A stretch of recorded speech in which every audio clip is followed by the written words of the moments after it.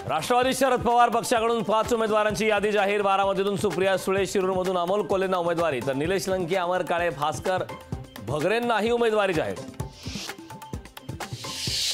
महायुतीच्या जागा वाटपाचं घोडं 4-5 जागांवर अडलं। 13 जागांवरील उमेदवारांची प्रतीक्षा। जागा वाटपाचा गुंता कायम असल्याची फडणवीसांची कबुली। बारामतीतून सुनेत्रा पवारांना उमेदवारी जाहीर। बारामतीत सुप्रिया सुळेंविरोधात सुनेत्रा पवार होणार लढत। बारामतीच्या रणांगणातून विजय शिवतारेंची माघार। सुनेत्रा पवारांना पुरंदरमधून 1 लाख मताधिक्याने निवडून देण्याची शिवतारेंची ग्वाही। महादेव जानकरांना राष्ट्रवादीच्या कोट्यातून परभणीची उमेदवारी। बारामतीतून सुनेत्रा पवार लढणार हे जवळपास स्पष्ट। वसंत मोरेंनी अंतरवाली सराटीत घेतली जरांगेंची भेट। पक्ष सोडला तरी निवडणूक लढवण्यावर ठाम।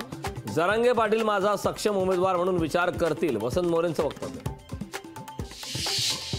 लोकसभा निवडणुकीत अपक्ष उमेदवार न देण्याची मनोज जरांगे पाटलांची घोषणा। ज्यांना पाडायचंय त्यांना समाधान खुशाल पाडावं, जरांगेंचं मराठ्यांना आवाहन।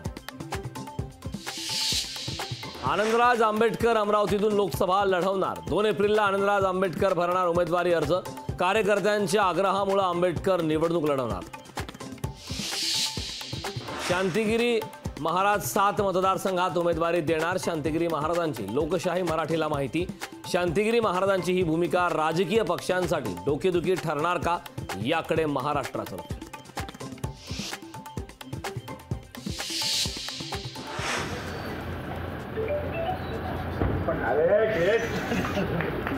दाढी टोचली पर्सनल विनोद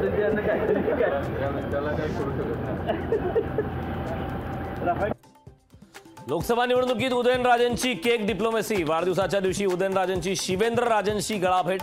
राजेंचा राजकीय वादावर पडदा टाकण्याचा प्रयत्न।